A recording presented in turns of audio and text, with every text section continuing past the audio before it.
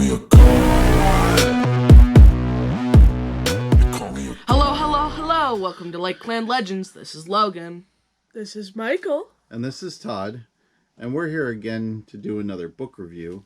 So like we said on our last video, we are now doing Mordenkainen's Monsters of the Multiverse.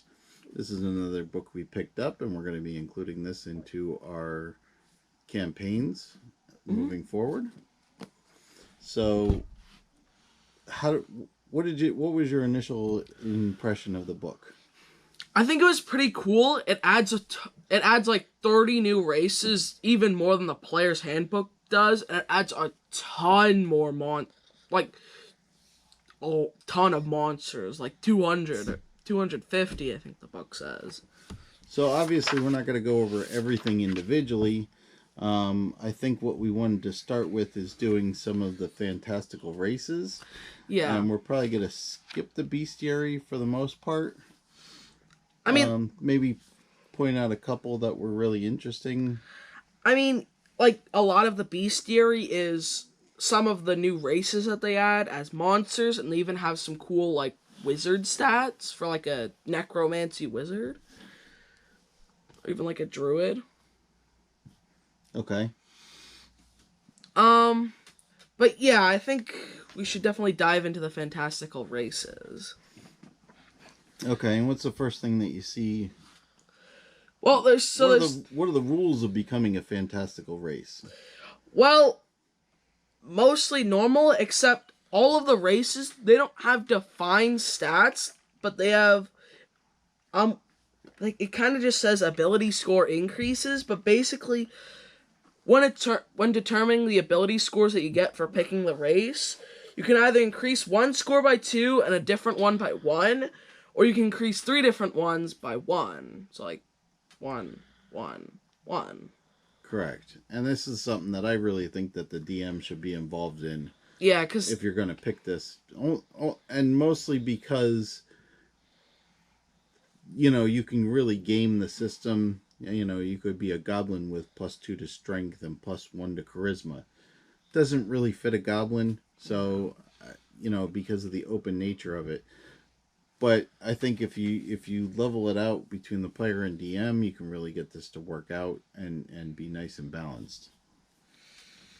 So, yeah, I agree. And plus, if you're like a orc, you're not gonna get like a +2 to intelligence, +1 to wisdom.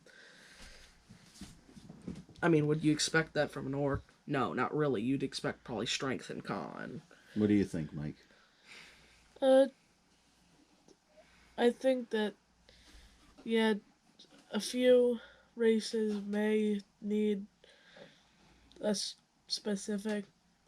Some upgrades don't fit the race. Right. Yes, you may want to be one of the races and, like, a class that wouldn't fit the race. Correct. But it definitely should be the DM with quite a bit of the decision. I mean, I think it should be a little bit. You should talk to your DM about it. Not like he just picks it, but. Well, yeah, and just remember, most of the races are outer planar or yeah, enemy races. Yeah, so to speak. Because they have, like, goblin and. So you want to really be clear if you're going to be running, like, 4 humans and an orc, that they may not be welcome in every environment. Or if you're going to play a sea elf, there are, definitely, you don't want to be in a desert most of your adventure playing a sea elf. Yeah, or far from home. Right. Or, like, all the way on the surface as a goblin. Right, correct. Well, yeah, like, you never touch a cave or a dungeon. You're just, like, city hopping or something. So, and the other thing that, as we move forward here, is they do state in the book that you speak, read, and write Common, and whatever language the DM and the player agree to be natural. So, like, if you're a goblin, obviously you're going to speak goblin and common. Yeah. If you're an orc, you're going to speak orc and goblin. Or orc and common, sorry. Or if you're like an elf fairy, you're going to speak elven. Right. You're not going to speak goblin because you're an elf. That doesn't make sense now, does it? You're not going to be speaking orc as a sea elf. Correct. That's not going to be your native tongue. All right, so what else do we have before we get into the races here? Anything else? Creature types. So yeah, a lot of the races say like you're humanoid, but if you need to be like a goblin as a goblin. Sorry, let me pull it up so I can be a little bit more exact. So yeah. So like the centaur is a fae. Oh yeah, or as a bugbear, you're also considered a goblinoid for any prerequisite or effect that requires you to be goblinoid. So yeah, it states it in the book. You're goblinoid only when you need it, basically. Right. Or whenever it's applicable. So if there's a spell that only affects goblinoids, then you are going to be under that as well as being a humanoid. And then they do lay out lifespan and height and weight and all that. Well, height and weight's more like, oh, it should fall in line with probably one of the player's handbook ones. Like, I feel like, like a Shadar Kai would probably be as tall as an elf and probably weigh as much as an elf. Correct. Because it's an elf. All right. So what's our first race? What are we going to start out with here? The Aarakocra. Effectively bird people. They have the head of a bird and they have wings. Actually, those wings give them the ability to fly, and they even get the spell Gust of Wind at 3rd level. They have feathers. They do have feathers. So yeah, they're medium, humanoid, and they have a walking speed of 30 feet. They also fly at a flying speed of 30 feet. Okay. So an Aarakocra would make a decent... Maybe like ranger, because then you could fly into the air and shoot down with your arrows. Okay. I don't know. Or maybe even a wizard. So imagine getting away from the battlefield and just laying spells down from the air. like you could shoot fireballs down from the sky because you're in the sky. So it's like meteors. As Xanathar said from the last book, it's better to fly up high and then shoot down at an angle. Very true. Yes. So the next one we have is the Aasimar. Aasimar, correct. Okay. So they can either be medium or small. Well, what is an Aasimar? They're essentially. They're like celestial humans. They come from the upper planes. Aasimars are essentially the polar opposite to a tiefling? Yeah, I would say that an Aasimar and a tiefling would not get along due to them being opposites. And they do have a table in here so you can have a specific trait or a feature. And we don't want to go through all those. Yeah. Just know that there's a D6 roll so you can get a random one, or if you want to pick one, depending on how you and your DM agree on that. Well, it even says that you can make your own. Well, it inspires you to make your own. Or you can make your own, of course. So, yeah, they actually get a Healing Hands where you touch a creature and you roll a number of D4s equal to your proficiency bonus. I'm going to say your proficiency bonus is key in a lot of these. A lot of these have a lot of moves that require proficiency bonus. Right. Which I think is pretty cool because you get, a higher proficiency bonus as you get stronger. Yep. But... And do Aasimars eventually fly or no? Because I know some of them can have wings. They can. They actually get Celestial Revelation, and they get to pick one of 3 abilities. Oh, okay. Like, one of them... Hold up. Oh, yeah, basically, one of them, people become frightened, and you deal extra damage. Extra necrotic damage to targets. Ooh, necrotic damage. So, yeah, basically, and then... like, enemies in a close vicinity have to make, like, a check or they'll be frightened.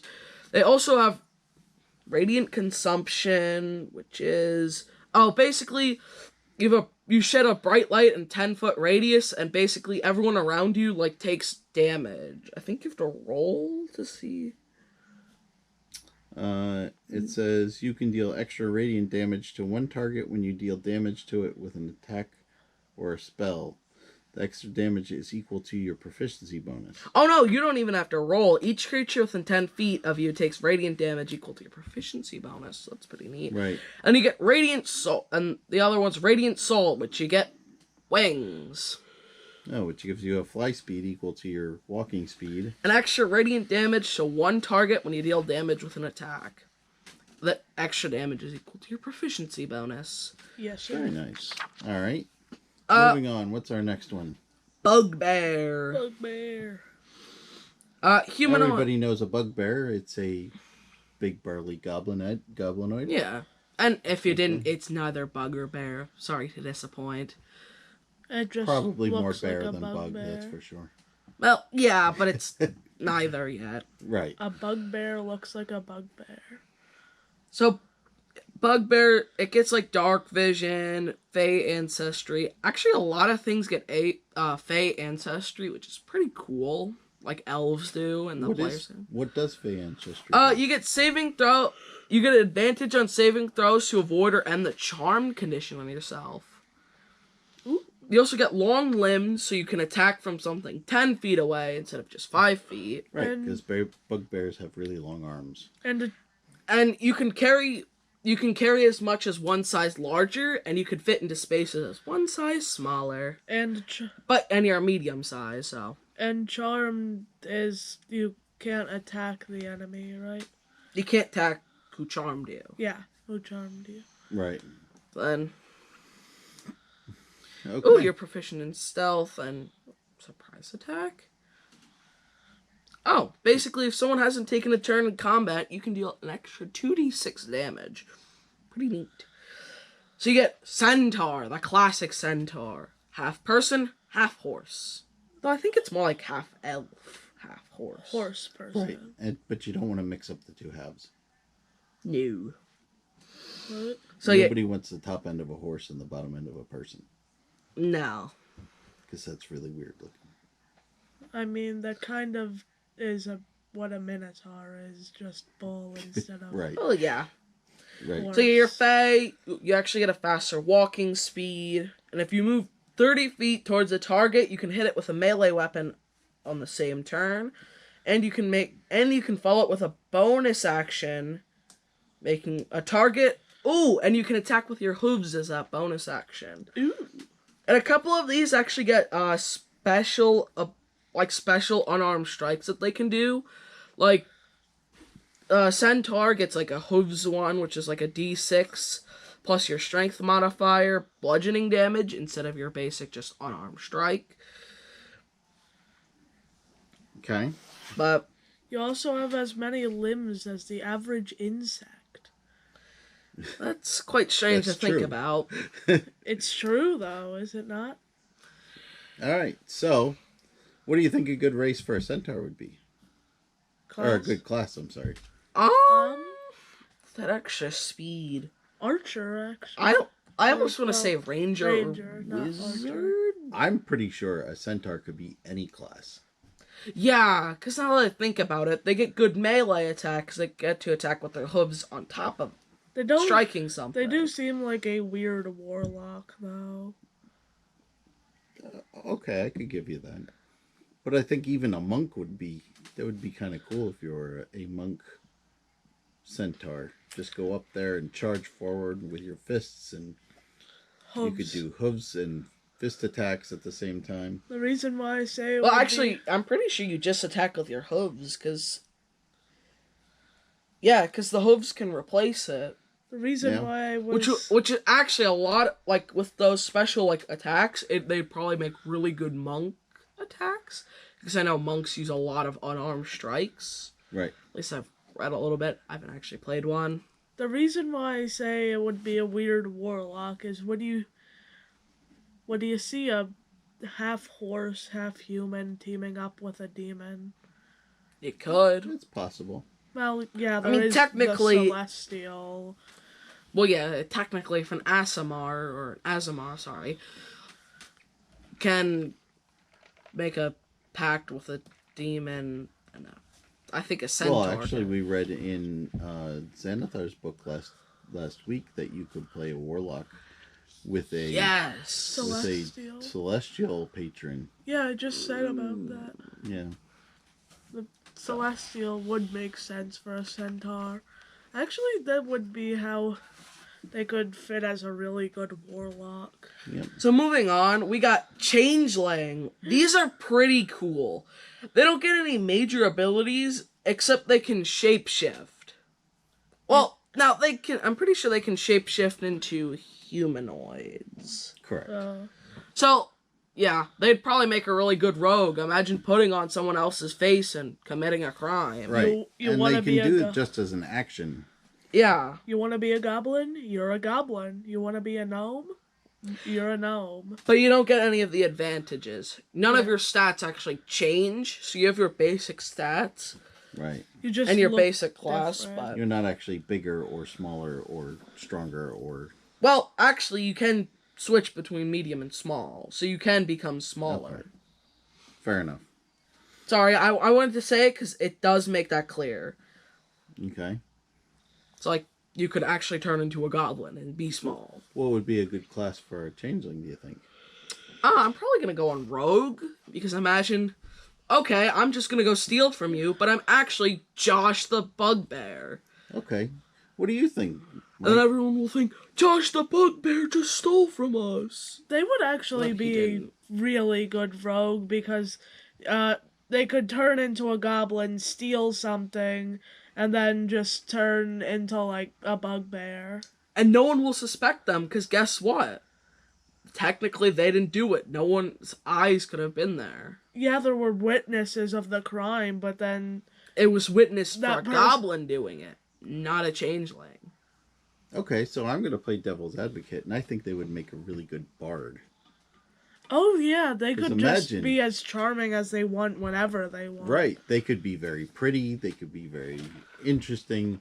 If you could go into goblin settlements and turn into a goblin. They'd probably be good for like telling stories. Like imagine you're like playing your little instrument and you're like, there was a tale of a man, and you just switch your face over and you're the man or something. Right? See? Okay. Except it's your whole body. Not So what's our just next your one? face. Deep gnomes or Sverneblin. Sverfneblin. I think you like to say Sverfneblin. Yes. Snurf, So Sverfneblin Neblin. or deep gnomes are essentially the gnomish variant of a drow elf. So they live in the Underdark, right? They're small. They do get spellcasting abilities, and one of their basic spellcasting abilities is disguise self. Oh yeah, they even have it's a Sverneblin camouflage. They're good at stealth also. So I think they'd probably make a good rogue. Just reading upon this, oh look, they get the ability of stealth. Oh look, they're better at stealth. Like disguise self, better at stealth. I'm starting to think I see a theme. They also have advantage on all intelligence, wisdom, and charisma saving throws against spells. Oh yeah, like most gnomes. The only one so far that we've seen that wouldn't be too good of a rogue is the centaur because it's big. Correct. I mean, it's not actually like Well, big in size. But Like, it's I mean, larger yeah, than But a it's a human. horse. Yeah, It's you're probably larger gonna than notice a human. half horse. I mean, there's not many of any of these It races. would a lot probably of be these hard are to meant be to very rare. quiet being a horse. Yeah, because you always have those hooves galloping on the floor. Just imagine being a rogue with somebody walking behind you with coconut shells. Yeah. Okay. Dugas, And next we have the Durgar. which are kind of like the drow dwarves. Correct. These are the Underdark dwarves. Yeah, they're humanoid, but they're also dwarves. They're medium-sized, walking speed normal. They have dark vision, but they can see dim light. They can see in dim light within 120 feet of them, as if it were bright light, and darkness as if it were dim light. So that's pretty cool. Right. Now they can only see shades of gray, like most. They also get some magic, like enlarge and reduce at level 3, and level 5 they get invisibility. Can I guess what enlarge and reduce me? And also both don't require materials. Does it mean it can grow and shrink? Yes, you can grow and shrink. Things. Or things, sorry. Which you could technically be a thing, I think. Right. You could be a thing. You can grow yourself and shrink. So they get Dwarven Resilience, they have saving throws to avoid or end poison condition, and they have resistance to poison damage. Right. Ooh, and in older versions of D&D, these were the only ones that could be spellcasters. Mm-hmm. Like arcane spellcasters. Only Durger. Yes. Only Durgars could be wizards. Durger? Where did I Durgar. get Durger Not from? Durgars. they also have advantage on saving throws to avoid or end charmed or stunned. So it's like Fey ancestry, but to the next step. Okay. Ooh, next up we got the Eladrins. These are the elves of Feywild, they say. Okay, and what makes them special? Well, two major things. First, they have different seasonal forms. I'm pretty sure it like changes their actual like skin color, but it's more like based on an emotion. But they're actually seasons. It's autumn, winter, spring, and summer. Okay. So like autumn is peace and goodwill. Winter you're kind of sad. Spring you're cheerful and celebrated, and summer you're angry for some reason. And there's actually bonuses to your abilities depending on what season you are. Yes, but that's at level 3. Correct. It advances an ability called Fey Step. Basically, it's a free teleport. Can't you change your... Yes, you can change your season when going into trance, like what all elves can do. Well, they can't change seasons, but they can go into trance, I mean. So, yeah, Fey Step, you can effectively teleport 30 feet to an unoccupied space. That's their... You can use it an equal number of times equal to your proficiency bonus, so that's pretty neat. A trance is their way of doing a long rest. Correct. Right. Elves typically don't sleep, they trance. I'm pretty sure you can do this as a bonus action. It literally said bonus action. Yes. First thing, as a bonus action, apparently I did not see that. Okay, Alright. but each season gets an ability. Like Autumn, 2 creatures of your choice within 10 feet, well, when you use Face Step, after level 3. 2 creatures that you can see within 10 feet of you must succeed on a Wisdom saving throw or be charmed by you, which is pretty neat. Winter, a creature of your choice within 5 feet of you must succeed on a Wisdom throw or be frightened as you Face Step. Spring, you can touch one willing creature within 5 feet of you, and they teleport instead of you. So you can tap someone on the shoulder, say, hey, you want to teleport over there? And then Sure. they teleport over. Now, obviously, you probably don't actually have to say it, but... Ooh, and summer. Immediately after you use Face Step, each creature takes within 5 feet, that you can see within 5 feet of you, takes fire damage equal to your proficiency bonus. So to teleport and to to teleport to somewhere and light your enemies on fire, and then you can attack them. Sweet. Right? These seem like they would be either really good fighters or really good wizards. They might even make a good ranger. Fighter? I mean, if you can just teleport. Fighter because you can attack somebody from one side, teleport, and then attack them from the other side. Though they'd probably make good rogues too. Like, I don't know, you go and backstab someone and you just teleport away. Or I mean, you I stab think, someone and zoop. I think they would be equipped for just about any class. Yeah. Obviously, teleporting some can of be- your more melee-centric close classes would be a little better because they can get up there and fight. But even think of you know, like a wizard with mage armor or something like that, he can go up and just burn them a little bit and cast burning hands and then blink away next turn. Yeah, Yeah. I said wizard because you can cast spell, teleport away, and then they don't know where you went. I mean, it has you teleport to a point that you can see, so it's not like, oh, is there a secret room that I don't know about? I teleport there. No, Yeah. I mean like, you're attacking from a distance, and then like shoot and then teleport away. They try and attack from that direction, and then you Sure. shoot. Probably means you could also run in Teleport and away. teleport. You know, getting extra distance. Probably, yes. Alright, so what's next? Fairies, little people with wings. Right. Described as fairies are a wee folk. The book Wee- officially says that. Wee folk. So you are small. Makes sense because you're a small little fairy. Druidcraft cantrip at level 3, and Fairy Fire at 5th level. You can also cast Enlarge and Reduce with this trait, but once you cast Fairy Fire, Enlarge and Reduce, you can't cast it again until you finish a long rest. And yeah, you can cast it with any spell slot. You also get Flight.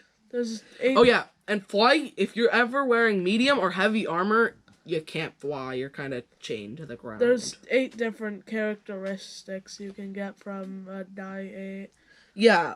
Now, like the ASMR, you can basically, if none of the suggestions fit or anything, or you just want to make your own, like characteristics, like your wings are like those of a bird, or you smell like brownies, you can make your own. You smell like brownies. Oh yeah. Number 7 is you Yep. smell like fresh brownies. We also have the Furbolg. Well, next up we have the Furbolg. They're distant cousins of giants, they say. So what do you have to say about furbolgs? As you've said, they're probably like small giants. Correct. Yes. Well, medium sized, but most giants are large, so they're technically small. Well, yeah, Just- giants are Pretty much giants. Like, that's why they kind of They're pretty much Right. small giants. Right. And they, like the bugbears, can carry stuff one size larger. Yeah, there's a couple that can do that. When I first heard of a small giant, I just thought, isn't that technically just called a big? Yes. It is essentially a big. So they have some magic. They can detect magic and disguise self. They can also talk to beasts, plants, and vegetation. What's the difference between plants and vegetation?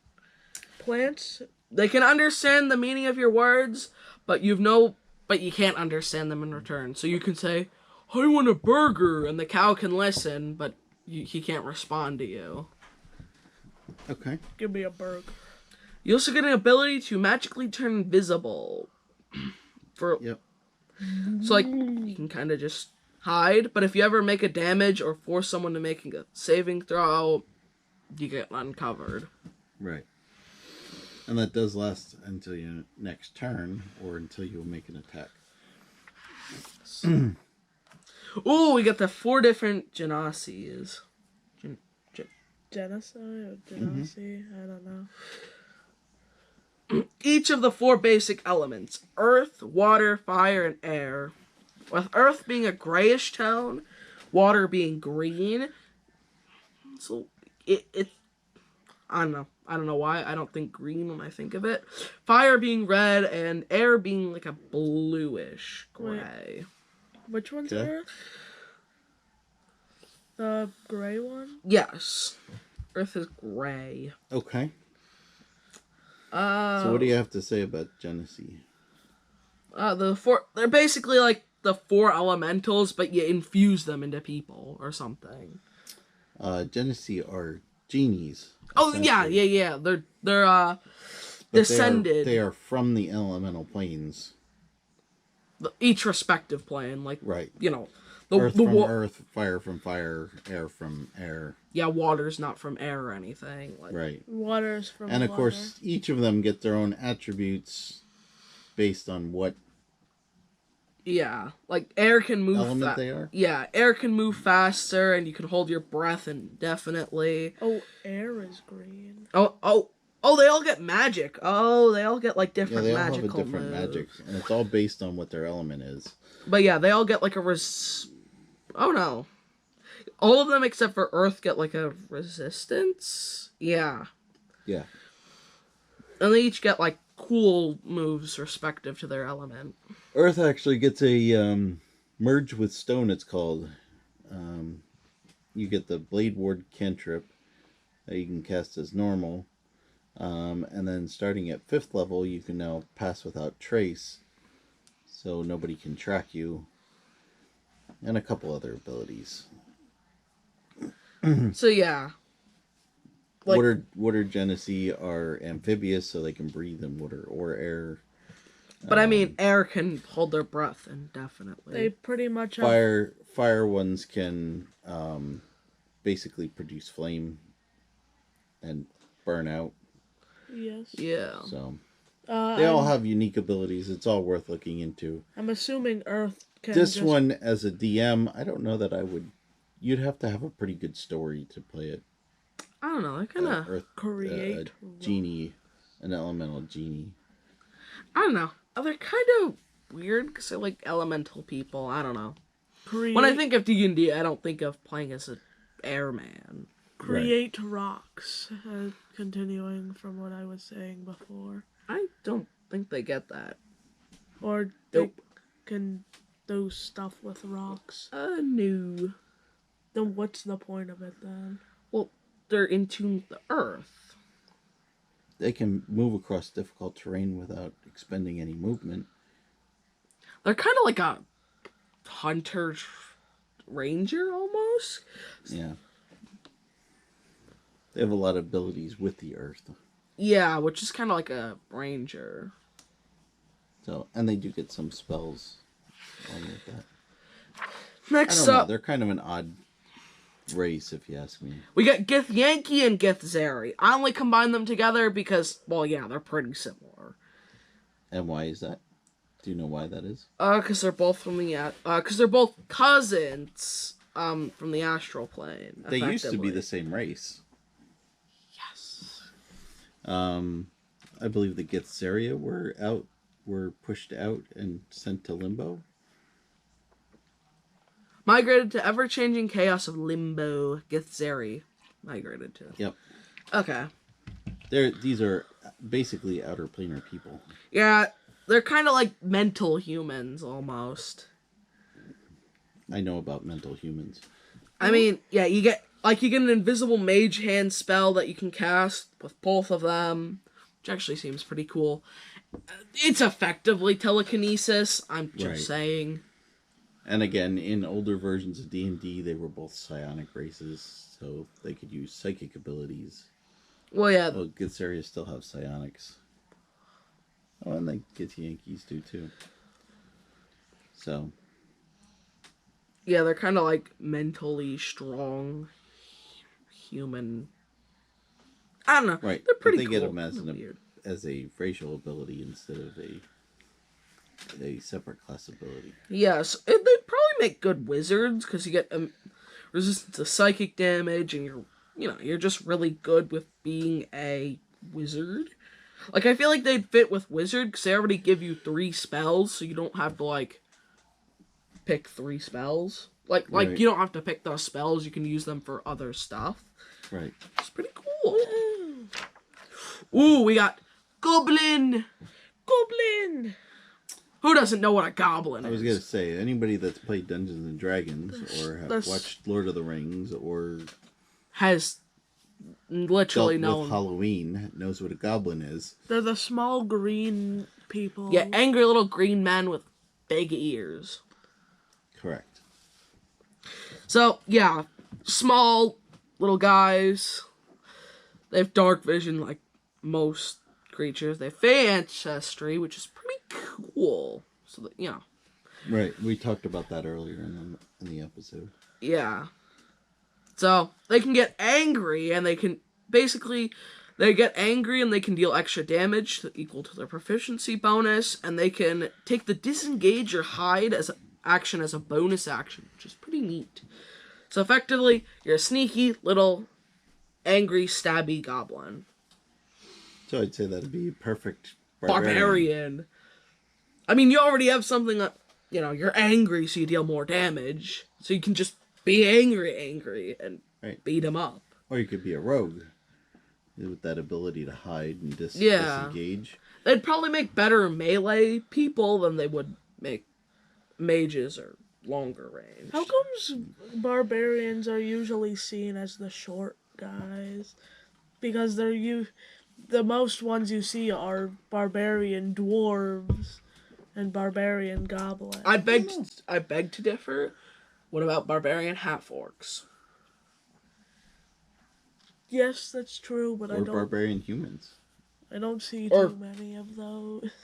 But I mean, when They're you think of a usually barbarian, dwarves. what do you think of? You think of a big, heavy guy with a big, heavy weapon. I think of a dwarf. You can think of a dwarf. Okay. Next we have... Goliath. Big people, effectively. Well, Well, they technically have the rule little giant.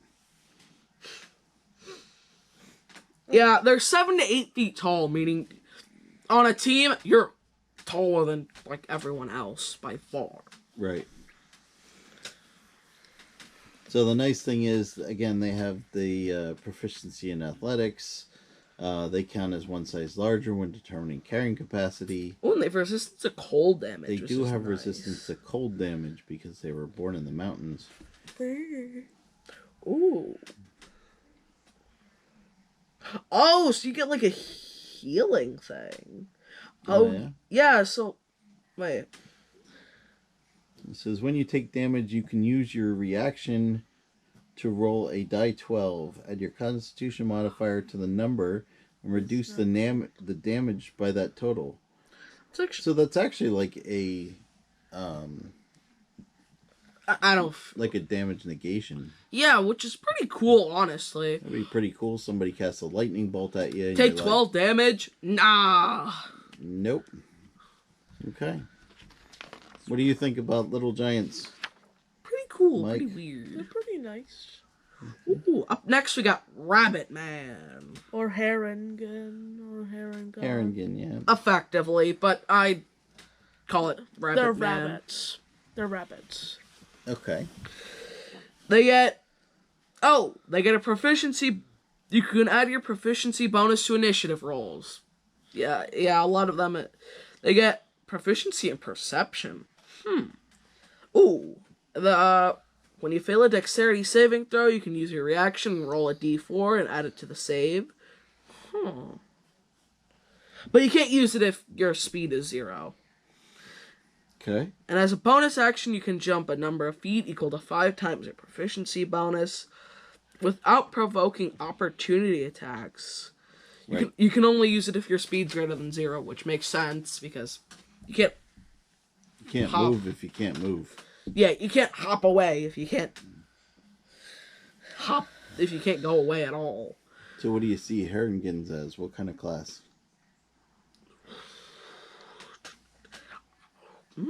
I almost want to say wizard with that perception.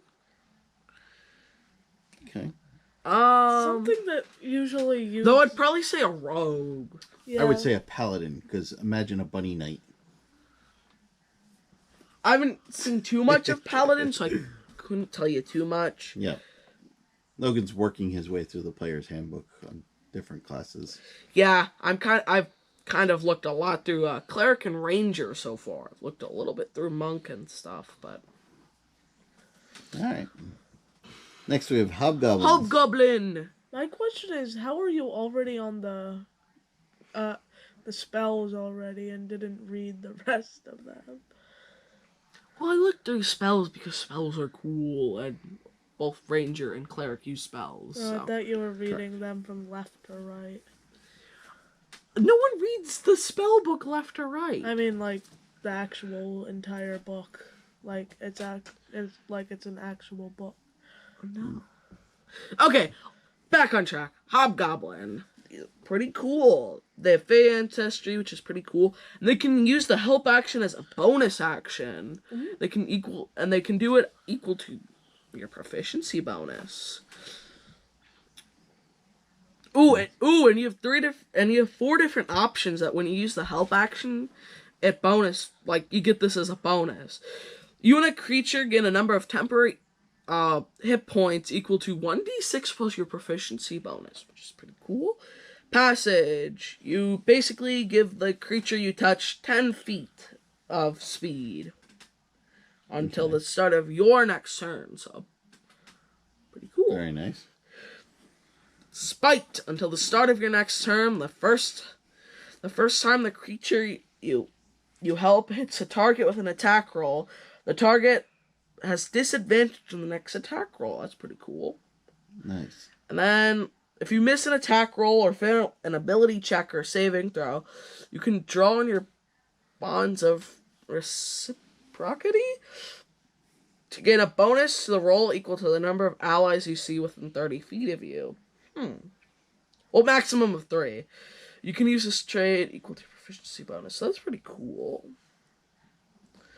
So like if they lost by if you lost by just a hair, and you're like, oh, there's 3 people I can see.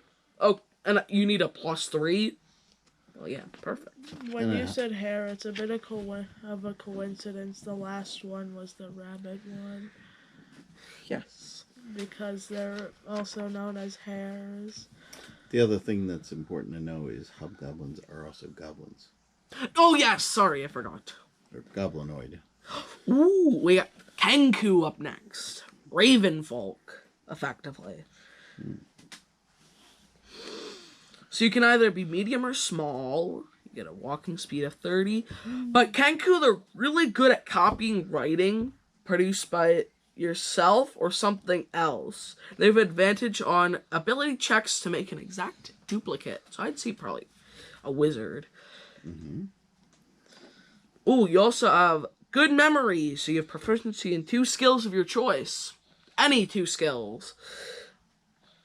And which makes them good at pretty much anything. yes.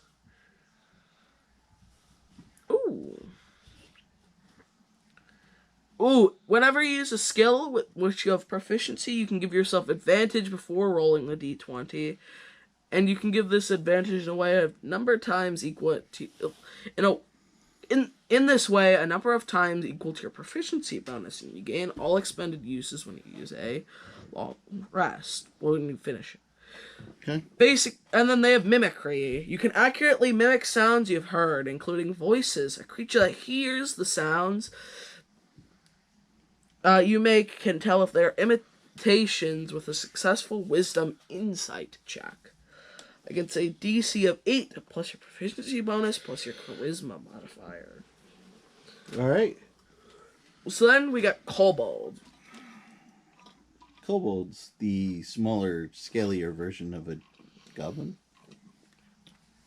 More like a dragonborn. It's more like a can of dragonborn. Yeah.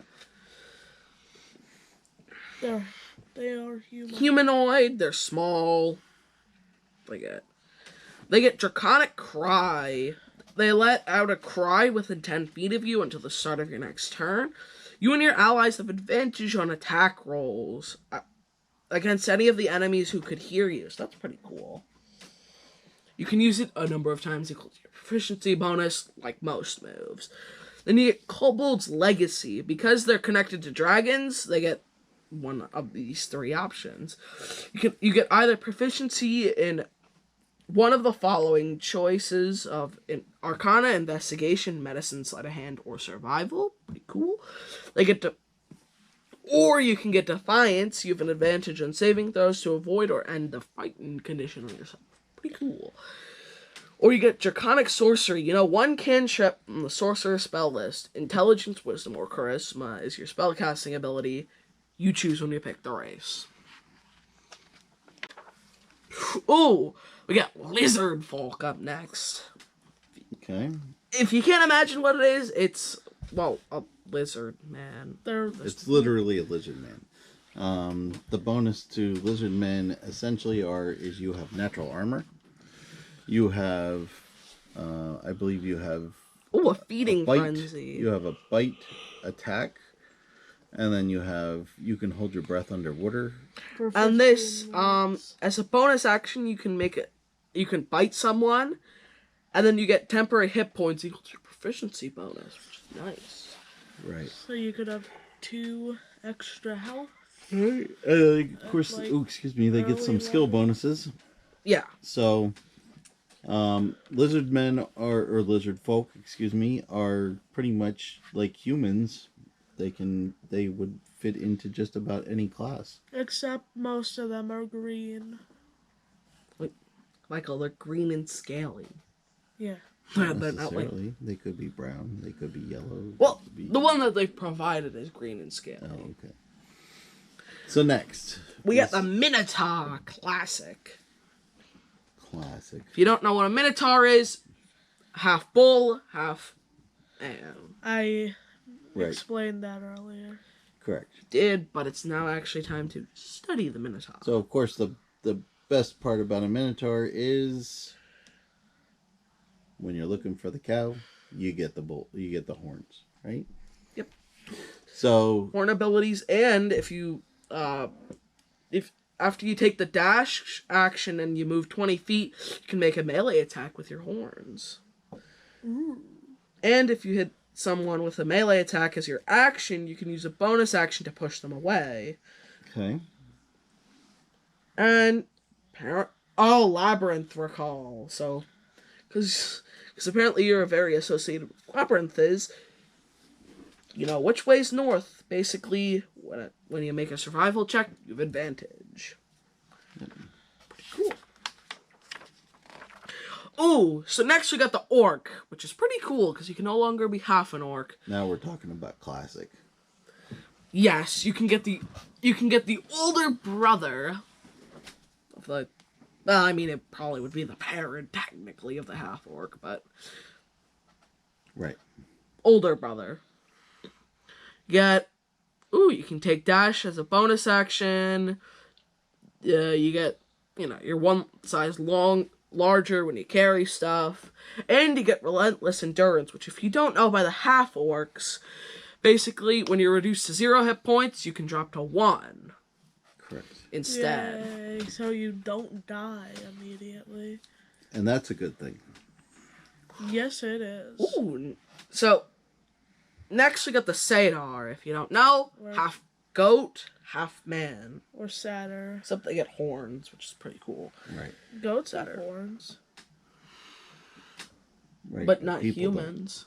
Humans don't have horns, but You're Fey, you're medium size, and you've a little bit faster of a walking speed. You get a new ram attack. Ooh, but you have advantage on saving throws against spells. Yep. Plus, whenever you make a long or high jump, you can roll a d8 and add the number rolled to the feet you cover. Okay. You also have proficiency in performance and persuasion. Because they make very good bards. Yes. Oh, yeah. Even this guy looks like he's trying to charm. Yep. I just have to show. This guy. Yep. He looks very bardic. he looks like he's a part goat. Ooh, we get Sea Elf. I find Sea Elves real weird. Oh, I'm a blue little elf. And I'm a turtle. And Of the I ocean. don't know, they're weird. In my eyes. They're just Like, you can breathe there in water and you have resistance to cold, which is pretty cool. Yeah, all it seems like it's just an elf except fish. Right. Aquatic animals you can speak to. But, Again, well, you can't hear it back. But they're the Aquaman, essentially. Yeah. So Aquaman Kinda. of D&D. Shadow Kai. Now, I might say a little bit of repeating of what the Elegant is. These two are quite similar, except the Shadow Kai are the elves of Shadowfell. So, Alright. they both get the ability to magically teleport up to 30 feet. Okay. But the difference is mainly where... it's mainly just how it does. At level 3, you get resistance to all damage when you teleport using the trait. And it lasts until the start of your next turn. And you appear ghostly and translucent. But that's only at level 3.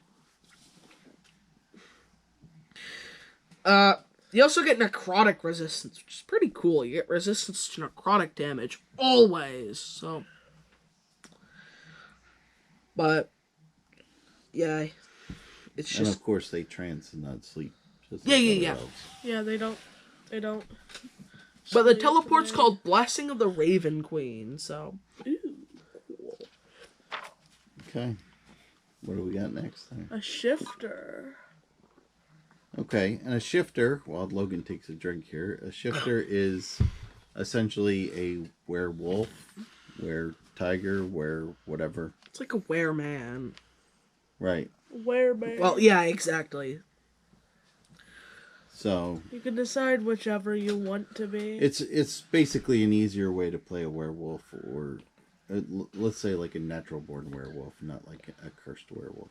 Yeah. Like, Because, you get like 4 different... Well, actually, no. So when you select this race, you can shift, like, basically depending on what ancestor you want, you can actually shift into, like, Beast, Hide, Longtooth, Swiftstride, Wild Hunt.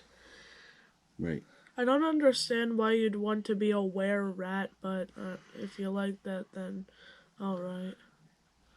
Well, they're sneaky and If- they can if squeeze it's your into small style. places. If it's your style, then I'm not going to judge you. Right. I'm not gonna judge you, it's just, I don't know, I don't think I'd be a were-rat. Yeah. Well, you never know. I mean, there could be a campaign out there where everybody's inflicted with lycanthropy. Ooh, and you also get, like, you get to pick, proficiency with acrobatics, athletics, intimidation, or survival if you want. Right. Next up, we got the tabaxi. Cat Now, people. if you don't know what a tabaxi is, it's exactly what he said. Cat people. Cat people. You could be a whole Right. bunch of types of cat. You could even be a house cat, I think. Okay. Or even hairless. You could be. You can be a sphinx cat, Yes, you could be a sphinx a cat. bald little kitty. Which seems kind of... It seems closer to humanoid than I wanted from a cat person. You Right. you could also be like a leopard or But, so... tiger. You get maybe. you get proficiency in perception and stealth. Makes sense, because cat. Right. You get feline agility. It allows you to... Basically, you can double your speed when you move. You can use this once, only once. But you can't use it again until you've literally not moved, so... It's not like you can just... It's basically you. It's not like you can, I don't know, have the zoomies all around the map. It's You have to- basically Right. you move fast once, but then that trades it for another movement. Oh yeah, you can still move the 30 feet, but you have to move 0 feet. So like you just sit there and smack someone on the head, and then you can run. Right. Ooh, we got Tortle. My favorite. For some And what's reason. a turtle, Mike? It's a turtle person, as you could maybe tell from the name. They have a natural armor class of 17. So Yes. they are quite hard to hit with just their skivvies on. Now they can't wear armor because imagine how broken or weird that would be, but they can have shields. I was going to say that, which would get them to an AC of 19. Mm-hmm. Right. And they've shell defense, so they can basically hide in their shell. Now they can't move, but they get a +4 bonus. So imagine having an AC of 23. So That's pretty hard to hit. Now you are prone, your speed 0, and you have disadvantage at dex saves, but you have advantage to strength and con saves.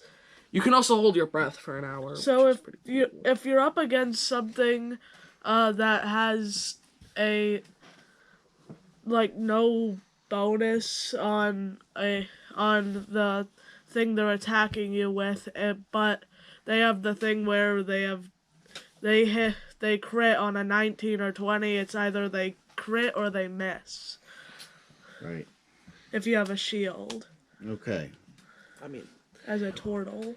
next up we got Triton. They're effectively fish people. Now they don't have fish faces. They have completely well, yeah, they have pretty humanoid faces, but they have webbed fingers. To Oh, a I mean, they have certain extent. more webbed fingers. Technically, we have webbed fingers. We have webbed fingers, but they're like more webbed. They even have fins on their calves, which is kind of weird to have a place. It's kind of weird to have a fin there. Fish. Well, it helps them swim.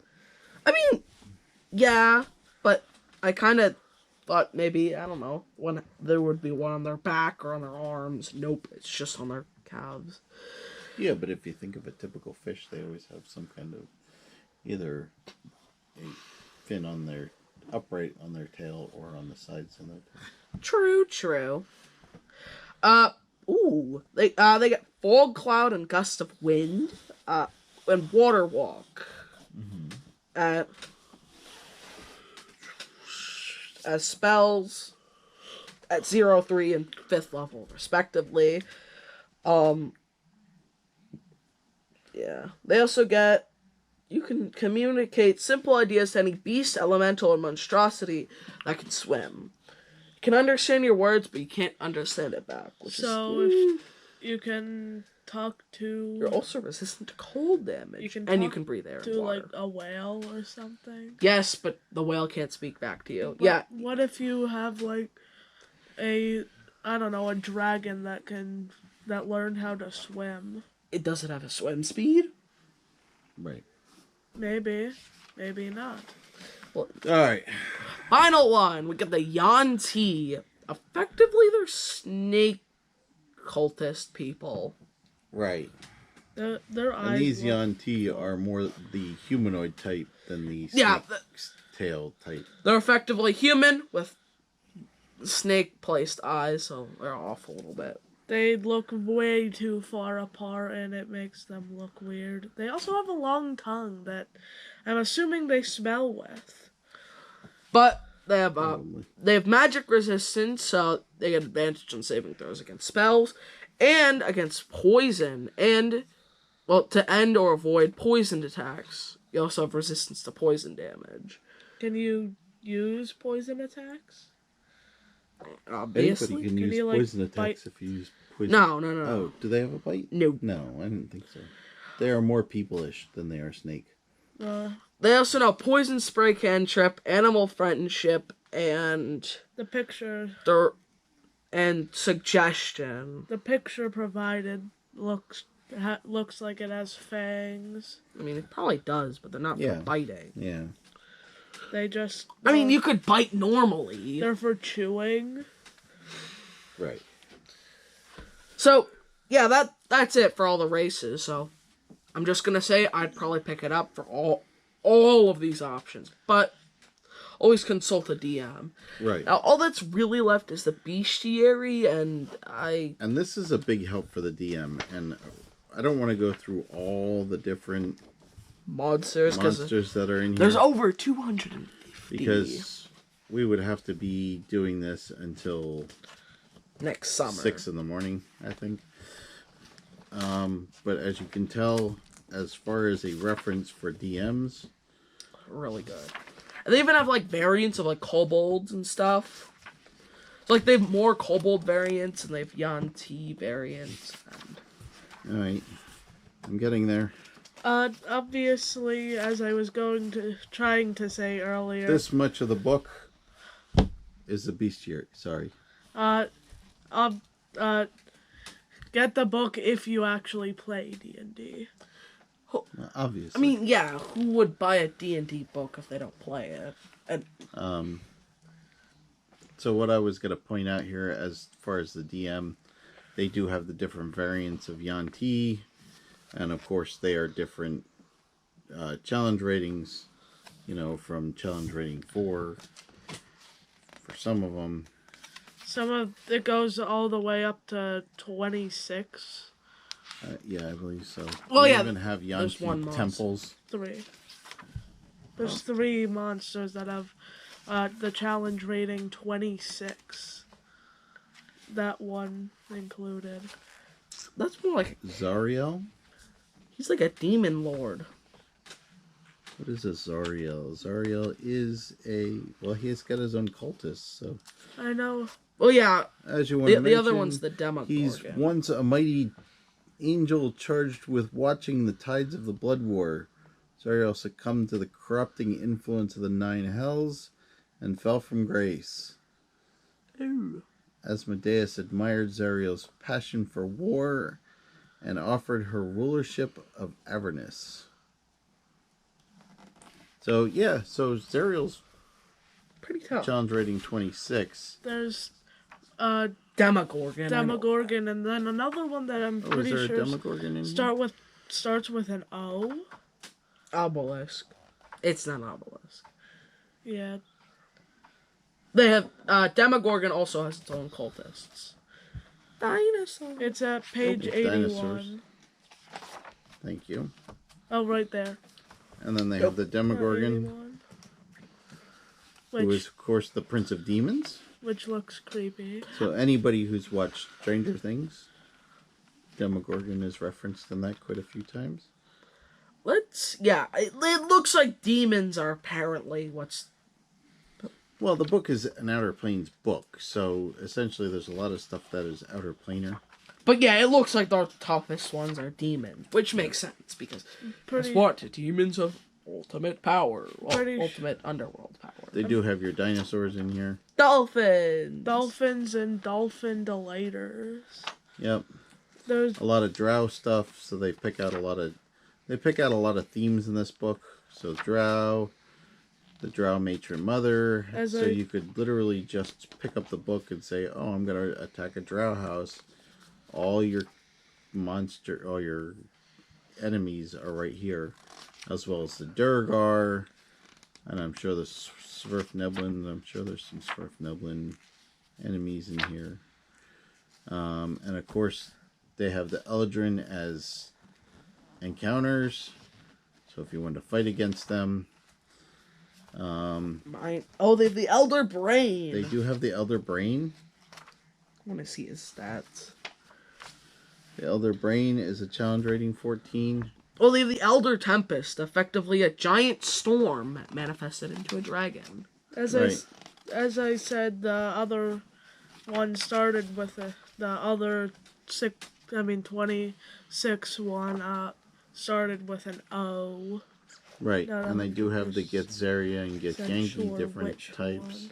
They also have different gnolls, Gnoll Withering, and they have Yenogu. Yenogu? Oh, yeah. The Lord of Gnoll. Well, yeah, effectively. There's Right. Gnars and hunters too. Grungs, frog people. Small. They have Grozd in here, which of course is another demon.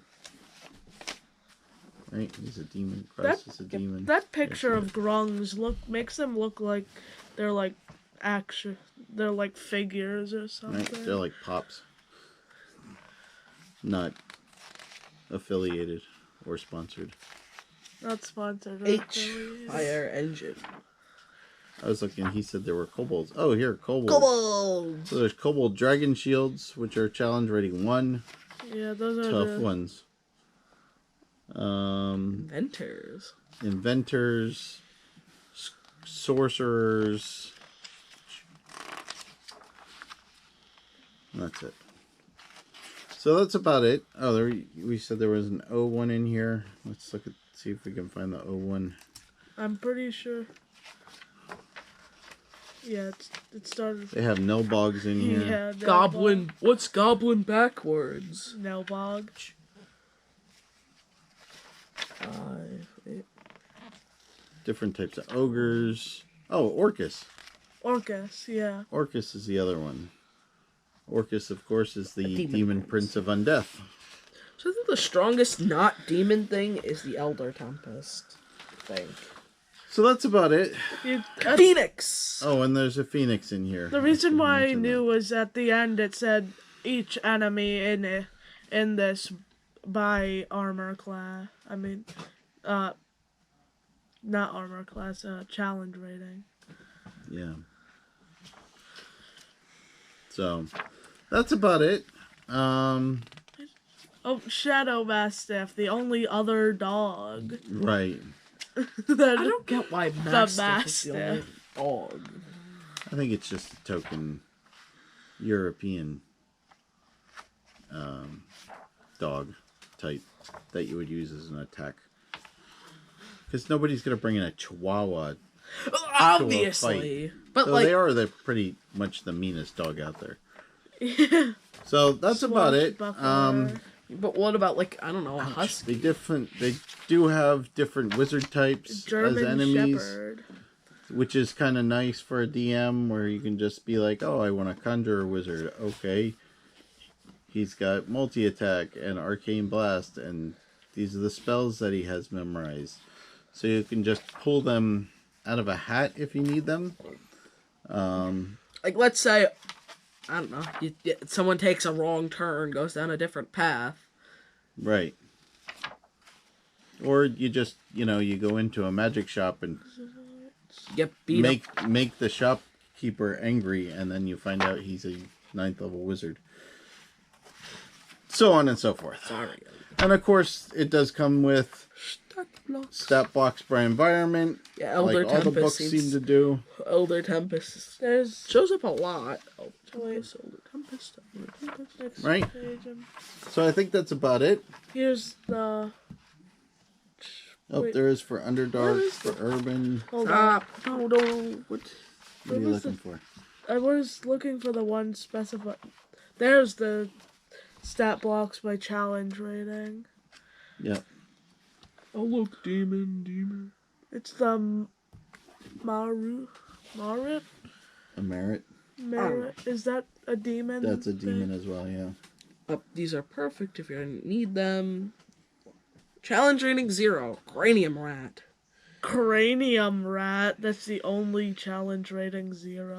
Okay. Well, So what's your final take now that you've been through the book and looked through some stuff? I think it's really good. I think you should pick it up. I think it'll be really cool for both your players and your DM. I think some of the races are really cool, and honestly, I think some of them might even be a necessity. Come on, have you ever wanted to play as a goblin? Have you ever wanted to fight but- a cranium rat? No, I don't think anyone has specifically Have you ever wanted to fight Orcus? Maybe as a final boss. I always There's wanted... a campaign hook. I always wanted to fight a cranium rat. Did you even know what a cranium rat was before this book? Did you know what an Orcus was before this book? Nope. Fair enough. So, what's your favorite thing out of the book, Mike? If you had to pick. Cranium rat? Turtle or or... What's your favorite race? Let's put it that way. Turtle. Turtle. You like the turtle? Actually, it's Velociraptor for enemies. Nice. They do have stats on velociraptors. Logan? Or Naildog. What's your favorite class? I don't know. Maybe like Eladrin or Race. Aarakocra or something. Okay. I think the teleporting is pretty cool, pretty nifty, pretty neat.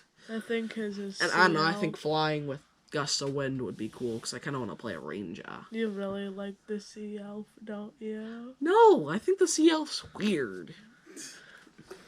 So, if I had to pick, I think probably my favorite race would either be the Svirfneblin, if I was playing Underdark campaign. If you were playing just a typical, I would like to play a kobold. I think that would be kind of fun. Yeah, I don't know, I'd like to be a little angry dragon guy. Right? I also like the... Well, just think about it. The thing that I always think about is, imagine being a 12th level kobold sorcerer. How would that ruin somebody's day? Oh, you're just a little kobold. And then you just My face! burn them to a crisp before they even get a chance to attack. And of course with the enemies, I do like that they break down some of the stuff and the different archetypes. So it does have all the drow elf, different creatures. I think I do like that how they have all the Yanti and they have a typical Yanti lair in there. I'm a big snake person, so Yantis are pretty cool. And I really do like that they have the wizards broken down, so they have apprentice wizards and then regular wizards in here as an enemy type. And they do have other ones as well, but so that's about it for us. Next week we'll probably be back on. Yeah. So Either we'll be back on Dungeons and Dragons, or we'll have something else more interesting. So, for today, make sure you like, subscribe, and hit that notification bell. And even drop a comment if you want. But, yeah, we definitely recommend buying this book, so. You don't have to like, subscribe, or hit the notification bell, but we'd love it if you do. Hey, it would help us out a little bit, and it's free. So, even if you subscribe to us, you can always and don't necessarily watch, or just watch a little bit, and say, hey, we checked in. That's good for us. You can always unsubscribe if you are really not interested in subscribing. But who would do that? Because we're a lot of fun. So, bye. Bye. Bye. They call me a